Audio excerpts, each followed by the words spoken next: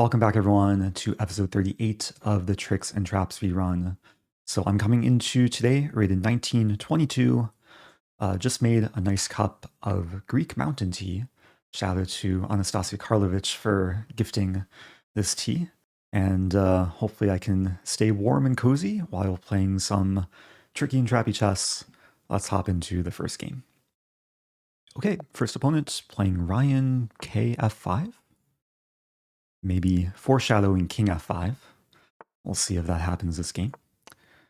But starting with a potential Stafford, but not a Stafford. We have a 3 knights, make it a 4 knights, bishop b5. I usually like to play the copycat. There's other moves. There's bishop c5, there's knight d4. To be honest, I don't know so much theory within those moves, so I'm going to stick with the copycat variation, which maybe doesn't look so interesting at first. It's just purely symmetrical. But there is a fun idea I like to play if we continue to copy each other. If castle, castle, bishop g5, then I would break the symmetry. Okay, we see h3, which kind of puts me out of opening prep. But there is another fun idea that sometimes you can employ in these sort of positions. I'm going to continue to copy white. And I'm waiting for white to castle. And if white castles, I'm not going to copy back. I'm going to play g5 and go for the quick kingside attack. I've had very similar lines with the bishops on c5 and c4. But this is going to be similar, where the idea is to play g4, open the g-file.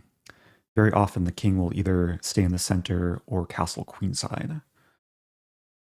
And this idea can be sometimes unpleasant for white to meet. Yeah, knight h2 is perhaps an attempt to prevent it, but then very often black can play rook g8. Okay, we see knight d5.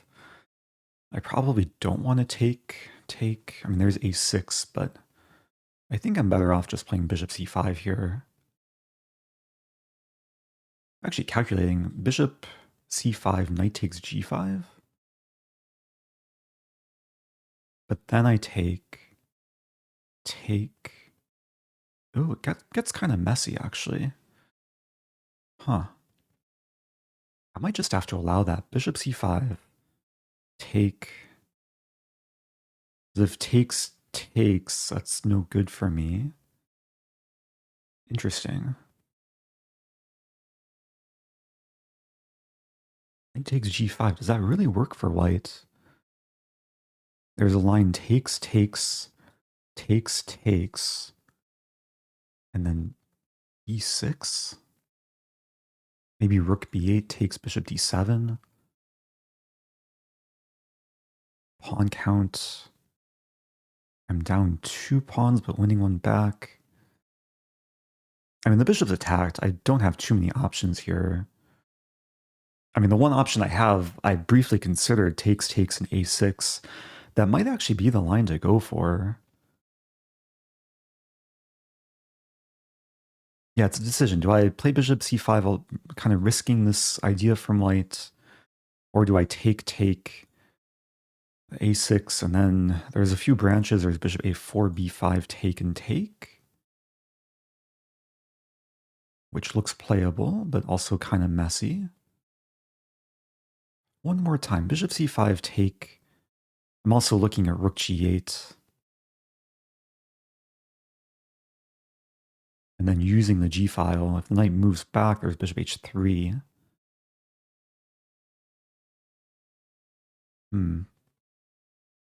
Okay, let's play bishop c5. It'll be an interesting moment to analyze after the game. I'm sure Stockfish would have some things to say about my calculations. But, I mean, intuitively the bishop does belong on this diagonal now. Especially now that the knight's not on c3, white's castled. White could also maybe consider d4. Takes, my knight's pinned. Yeah, there's definitely some risk going for g5 so early with keeping the king in the center. But, I mean, hopefully we'll have some fun position where maybe at some point I can attack. So yeah, the more I'm looking at this move, the more I'm liking rook g8 as a response. Just not playing into white's hope of taking on g5 or d5.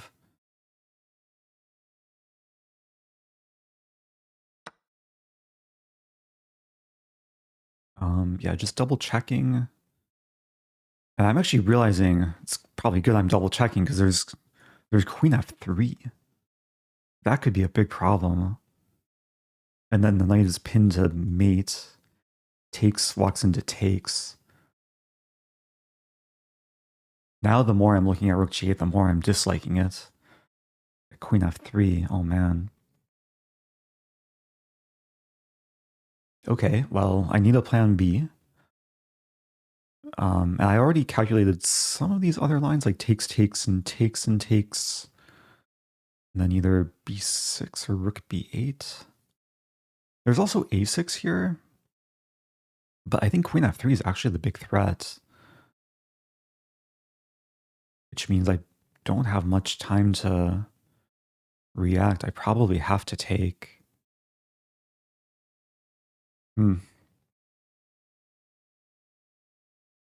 Okay, take, take, take.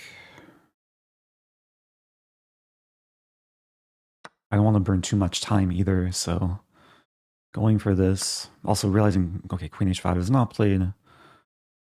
So now, again, there's options. I could play a6. Am I scared of queen h5, first of all?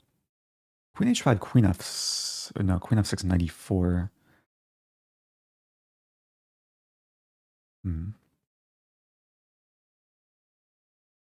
Yeah, complicated position. So a6, queen h5, maybe queen e7.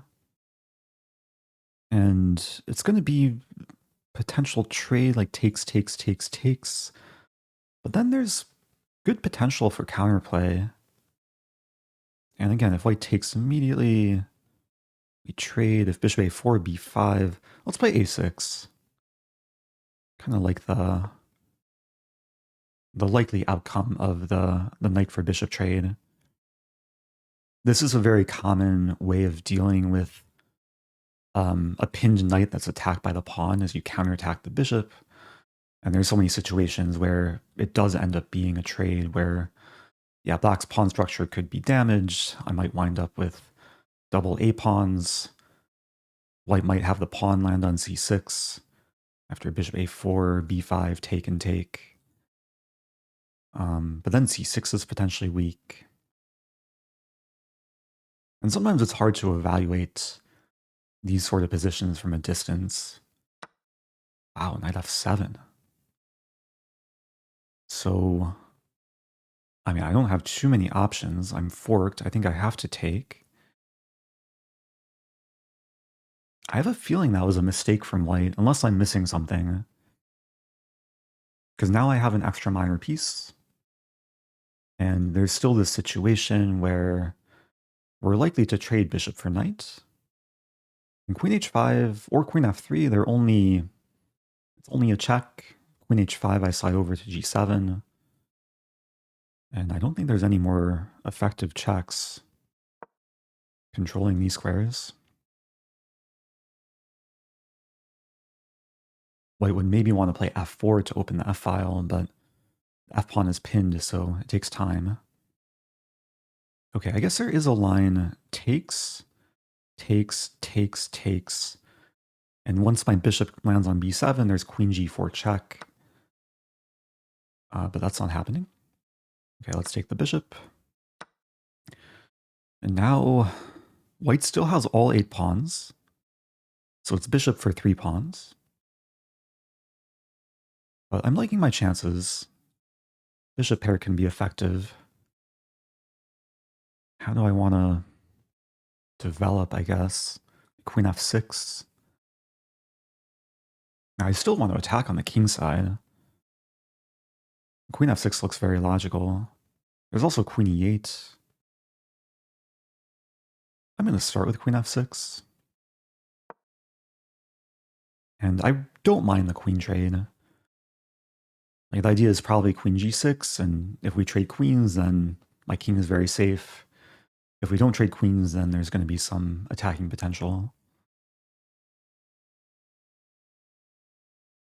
Now, there's also the idea of rook g8, king h7, but that's not going to happen. Yeah, bishop e3 makes sense. I'm not so inclined to take and open the f-file. I also don't want to leave my bishop where it can be taken. But maybe that's the way to go, just queen g6. Yeah, kind of awkward situation. Good move from white. Bishop d4. Bishop b6. Yeah, I'm thinking queen g6, we trade. And I just play that position. I should win the c6 pawn at some point. I don't want to take too much time, but yeah, I'm looking at other options. Maybe taken queen g6? Okay, I'm going to take, even though it opens the f-file, I think my king will have enough shelter. And I didn't really like the idea of damaging my pawns. I keep the solid chain. I do have to move a bit quicker.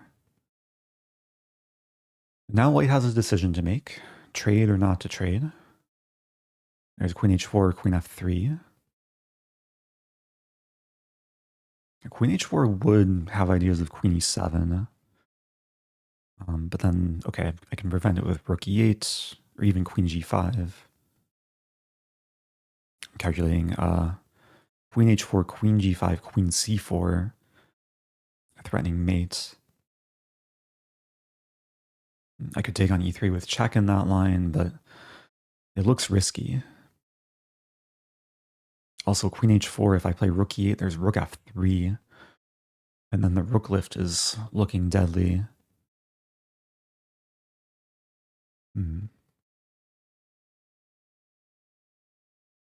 So I'm thinking queen h4, queen g5, queen c4,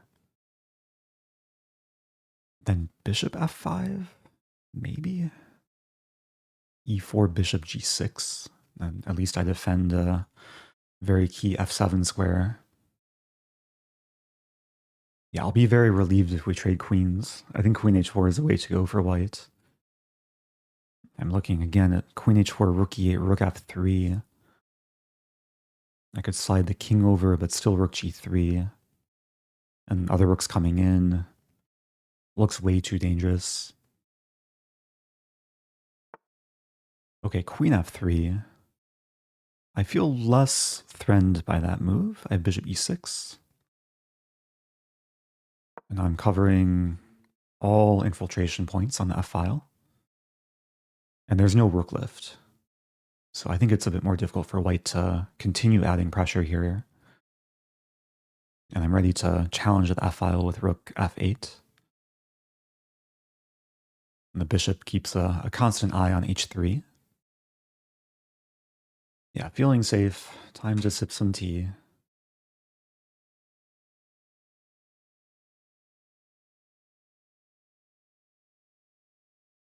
Yeah, white is a little bit slow with the triple up as well. Like, all I want to do is simplify, maybe trade. If I can trade rooks and queens, then eventually I'll win c6. And yeah, the extra bishop is enough, hopefully, to win the game. Up on time now. Okay, we do see rook f2. But rook f8. Queen e2, and now I could take on h3.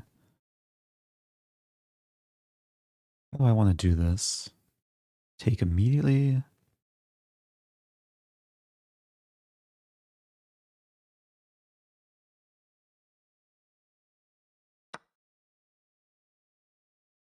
And this enables bishop g4 next.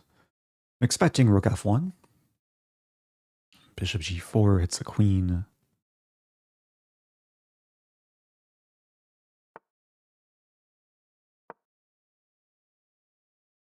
Queen d2 is coming.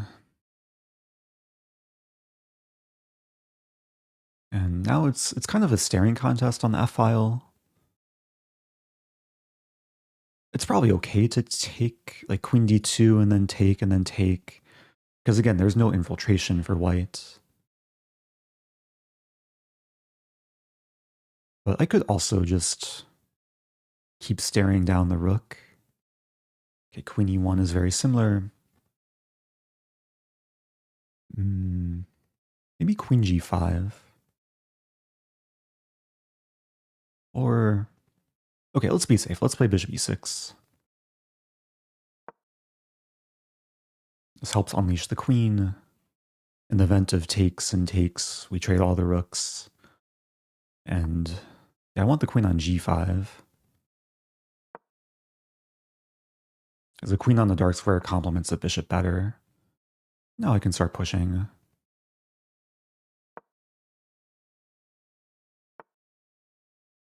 Probably keep pushing. White does want a rook lift maybe, but h4 prevents that. Oh, queen f2 is coming. Queen f2. And then I'm going to have to blink and stop staring at the rook. Or not, okay.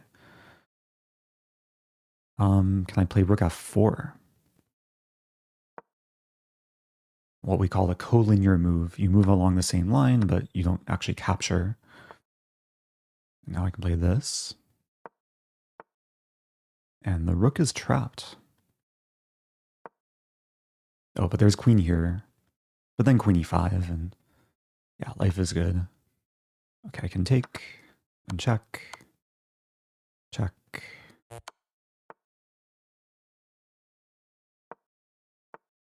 And this is a nice breakthrough.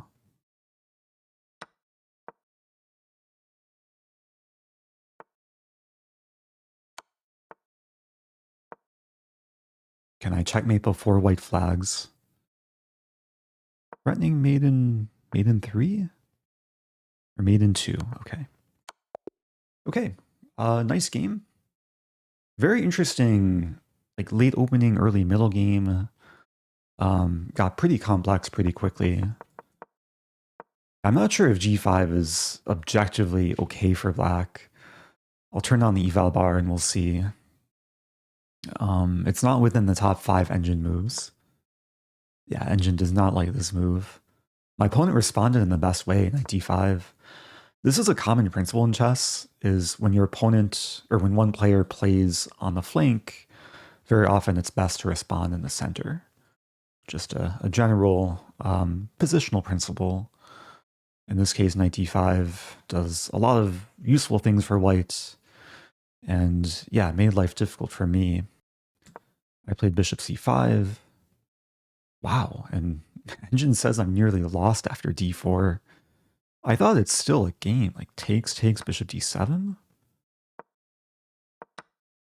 Okay, apparently there's some crazy line b4, bishop b6, bishop b2. And yeah, black is under major pressure here. But it's hard to play like Stockfish. Can't blame my opponent for going for this attractive looking line. And it is good according to the engine for white. Yeah, initially I was set on playing rook g8, but queen f3 would really hurt me. So I went with the backup plan. And in this moment, yeah, I briefly realized like during the game, white could play queen h5, which is actually the best move. Not taking the knight, but threatening mate and pinning the pawn. And after, let's say, queen f6 to defend, then takes. And then I'm in this predicament, I guess a6. Oh, knight e4. So what if queen e7? Takes a6. Bishop a4, b5. Okay, white is I guess, crushing here. Bishop g5 is a threat. This is also probably a big threat. Okay, so again, I'm grateful my opponent did not play all the precise engine moves and gave me some life. Wow, so again, queen h5 would have transposed into the line I just showed. They were a little bit too ambitious, and this, yeah, this is now already better for black. White does not have enough attack here. Yeah, it was still interesting in the game, though. I think bishop e3 was a good practical move. And then, yeah, I was more scared about queen h4. What was I going to do? I was going to play queen g5, queen c4, and bishop f5. And black is better here. Okay. But yeah, after this, then I think everything was pretty smooth. And I'm just realizing at the beginning of the game, I was maybe foreshadowing king f5, but I don't think my king ever got to f5. Oh, it's close. Pawn f5, but I couldn't take it. Okay, got my king to g5. Well, good game. That brings me to 1930. Let's keep it going. Okay, next opponent, black again. Let's play e5. This time we have a bishop's opening. So no Stafford. Debating what I want to do. Let's play knight c6. I want to keep my option open of maybe going for pawn f5. Rousseau gambit. I think at this rating level, the Rousseau is a bit risky. I'm going to play the two knights. And then maybe I can do some fun things after knight g5, which we don't see. We see pawn d3.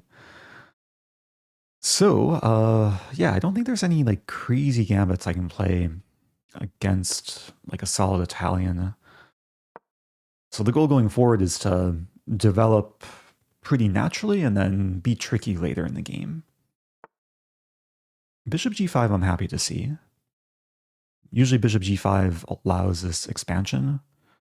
And yeah, I'm going to play h6 right away. Yeah, especially because I'm not committed to castling. I think it makes more sense to play pawn g5. Yeah, I was not scared of the sack. Let's play this move. And maybe we'll get a similar theme to the previous game. It does look symmetrical. Usually symmetrical positions favor white, who has extra tempo, but in this case there's already some asymmetry on the king side. And I think that should favor black. We see this move, which allows me to take and double the pawns. Yeah, I'm mainly looking for a follow-up, like takes. On the surface, it looks very good. But what do I do next? Takes maybe queen d7 and castle queenside. Yeah, it looks pretty good. Let's do this. I will make an effort to manage my time better compared to the previous game. Also, last episode, I feel like many situations I was moving too slowly. But feeling very comfortable here, especially with white's kingside in some shambles. Can I go for the trap of the bishop? I guess h5 is met with h4. And knight d4 looks attractive. Yeah, let's go for knight d4. Just pressuring the center, mainly f3. The queen is tied down now to both pawns. And the knight going back to e2 would walk into forced mate. Knight f3, king f1, queen h3. Okay, so knight d5. Yeah, attacking f6. Also maybe preparing c3. So I should probably take. I'm trying to figure out how do I deal with eventual c3. I probably just allow it. It takes, let's say bishop takes. I can start with c6. And there's a plan here that I see that looks really attractive. Relatively simple too, just queen h3 to prepare h5, h4 and trap the bishop. Also, there's some tactics like queen h3, c3, queen g2, counterattack. I don't think white's going to be holding on to all their material. Yeah, this looks like game over, actually. Queen g2. If takes, I take the rook with check.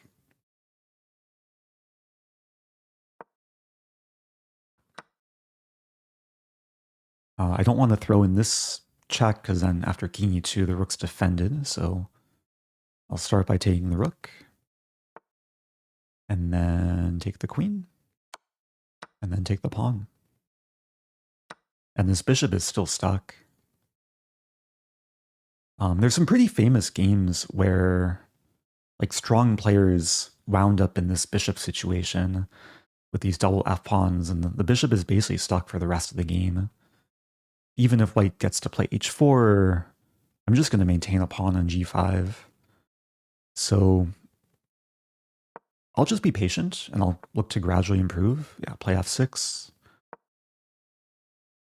I mean, it helps having an extra rook for bishop, but I am up material. And bishop d1, not the prettiest move. Play a5.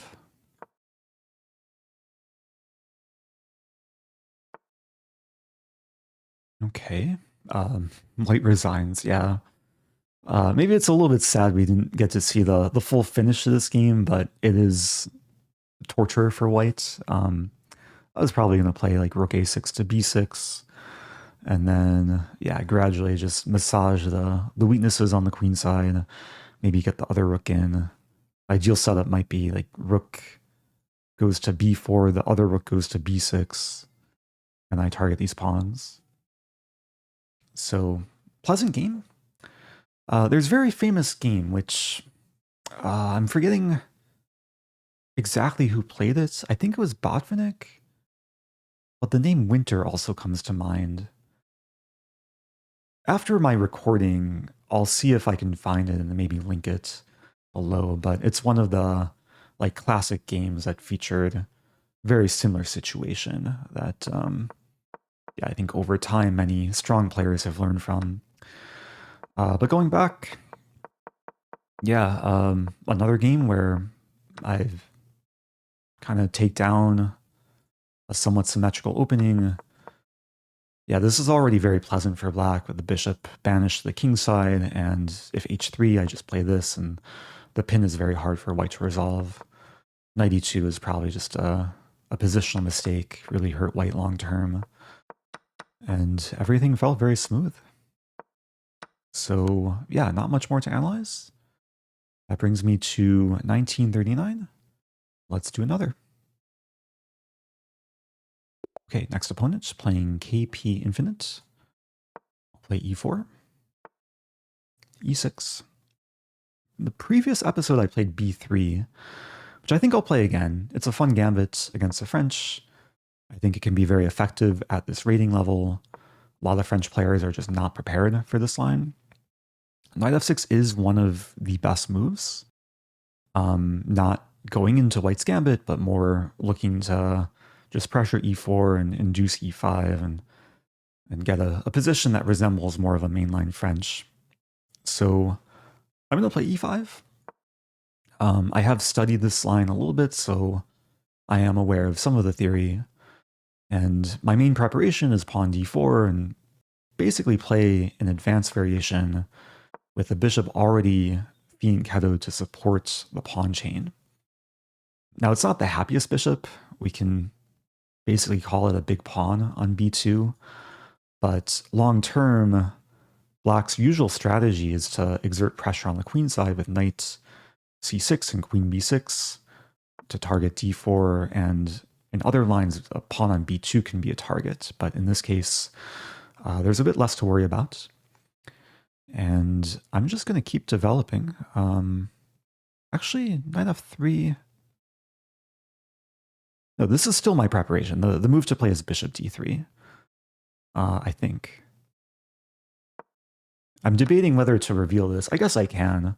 So the reason why I've studied this recently was I was helping my wife prepare for some games for a very serious tournament.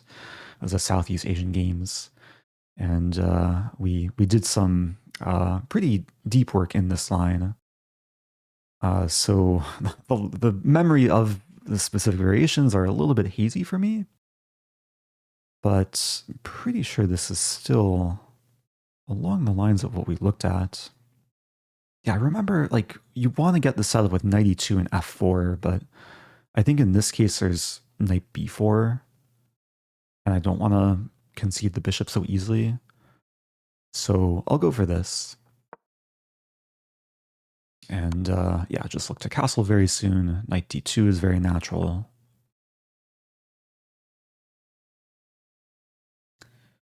Yeah, long story short, the general principle in this line for white is just to reinforce the pawn center, get a nice harmonious setup with the minor pieces, and then probably in the middle game look to attack on the king side.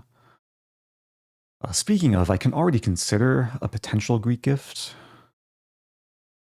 I don't think it's that great, like king h6, and yeah, the bishop usually wants to be on c1 in those lines. So I'll just castle, unpinning this knight.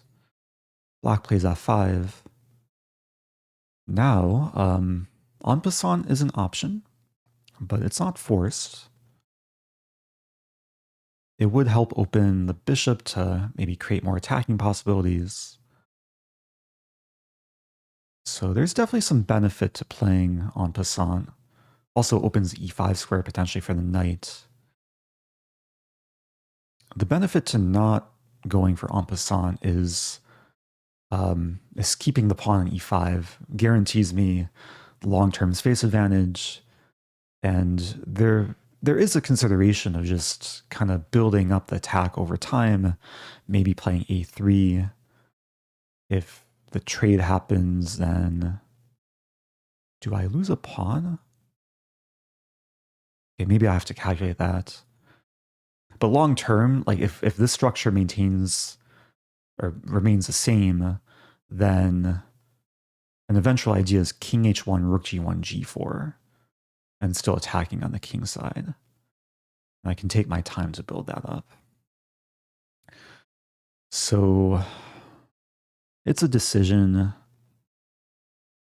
I'm leaning towards not going for en passant. But can I go for a3, take? If I take here, I lose this pawn. So a3, take, take, take. I think black gets away with it.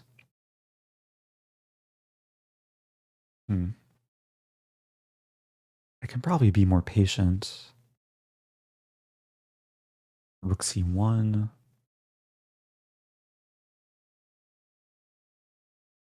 I'm being a little bit indecisive here. There's rook b1. Queen e2. Okay, I'm going to play queen e2. I took way too long there. I mean, part of it was trying to explain what's happening in position, kind of debating between two very different options. But queen e2 is just an improving move, connect the rooks. And I want to put the ball back in black's court and just see what they hit back at me. And it's very possible that black will struggle to find a productive plan here. I mean, these pieces are a bit clunky. As long as I keep the pawn on d4 defended, then everything should be under control. And that's a move I'm happy to see, because now I can play this. Actually, can I play knight b1? Knight b1 is interesting, preparing a3 to trap the bishop. There's also the idea of, like, eventually knight f1.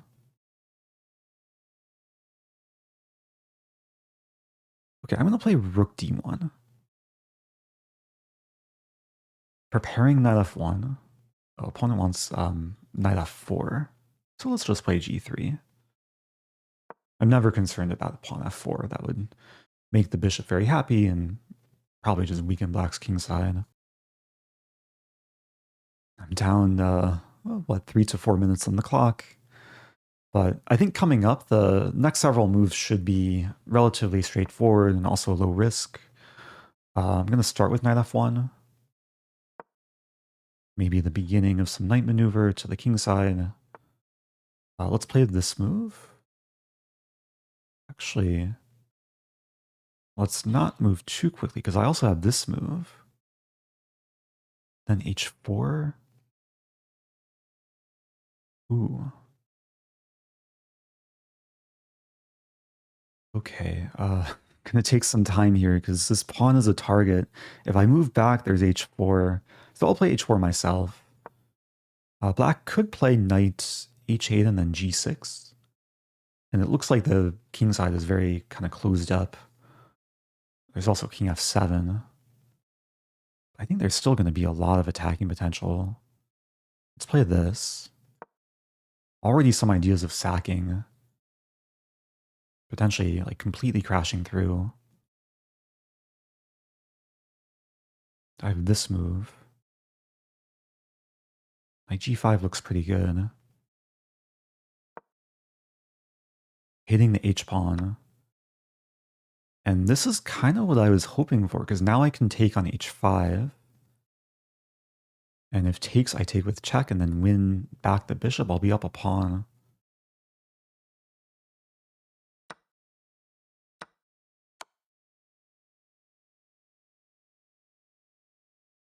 Okay, feeling good. Queen has invaded. Take back. Yeah, the center remains very solid. Queen is kicked back. Queen g5 or h5? Queen g5. There's knight h7, but then queen h5.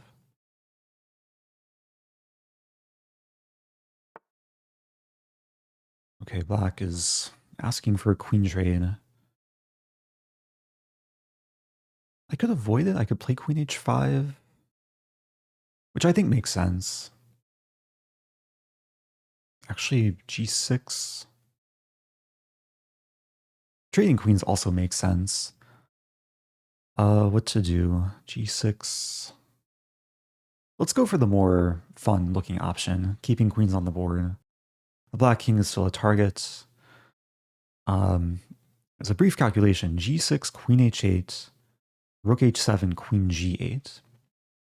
My queen might get stuck, but I don't think it gets completely trapped. Oh, there's some risk involved. Queen e7 is a move there. Yeah, maybe I'm playing with too much fire there. So I could play queen h6 back to f4. That's probably the way to go.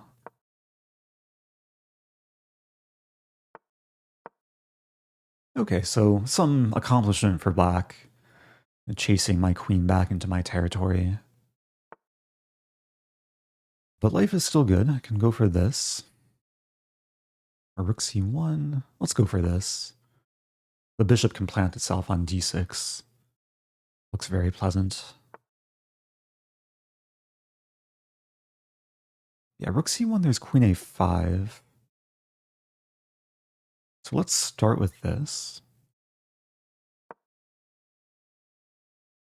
Yeah, it's pretty much impossible for black to remove the bishop effectively. And long term, there could be issues on e7 for black.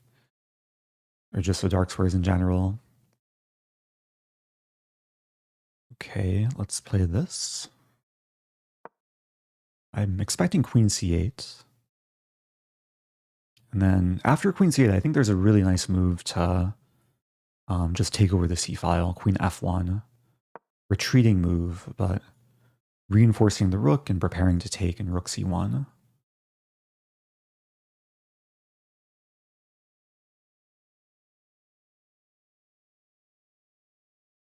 It also creates this battery, so maybe sets up bishop b5.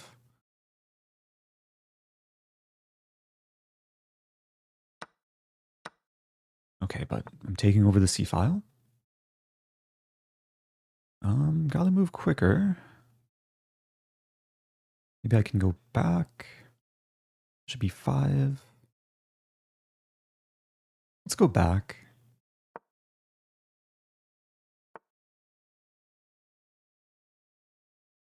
Still takes some work. Some b5 idea. A4, take. A3 is kind of a nothing move. Maybe I could have taken. I'm just trying to buy myself some time to think. Takes queen a8. Yeah, that looks pretty good. Oh no, my mouse died. Ah, this happened during my stream the other day. Okay. That would be bad in time pressure. Let's play bishop f1. I have to leave myself with enough cushion time. b5 is on tap. Knight c4 might be a decent option. Okay, let's play b5, attacking and defending. This should come next. Yeah, the queen is reinvading. Wonder if reinvading is a valid Scrabble word. To invade again. Okay, let's keep invading. Is it mate in 2? Or just mate next move? Okay, this is, yeah, this would be force mate. Okay.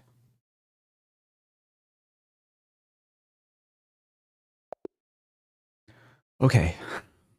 Had a brief scare there with my mouse just stop or not working. I have some issue with the USB dongle. I might have to troubleshoot it.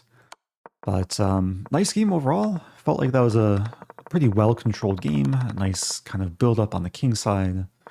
Hopefully an instructive game as well for this opening. One of the reasons I play this line is to get a more open position when black accepts the gambit. To play this, I had this line in the last episode. Some fun lines after f5, f3. But after knight f6, I think the best approach is to go for this this sort of advanced French structure. And yeah, it's still got a very pleasant type of position where black never really was able to cause me much issue in the center. Curious if I was remembering correctly.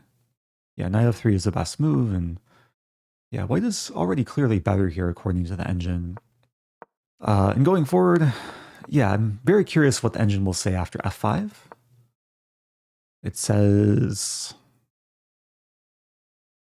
Oh, it actually, okay, it's saying a3 is one of the best moves, which I didn't want to play because takes and takes. But I guess I could have gambited, and this pawn isn't super relevant long term. Bishop c3. Yeah, engine gives white a huge edge here. I mean, plus 1.5 is pretty big for being down a pawn with very close center. But yeah, it looks like the idea is g4 eventually. And white's attack should be coming very soon. But I played a bit more controlled with queen e2. And yeah, this worked out nicely. Yeah, king f7 just created a few too many problems for black. Black basically uncastled and then, yeah, fell under fire. And going forward, yeah, everything was pretty smooth. Only concern was my time, but position was still very good. I guess my time along with my mouse. Okay, well, that win brings me to 1946. Hope you guys enjoyed the chess today. As always, if you like the content, do subscribe, and I'll see you guys soon. Stay tuned.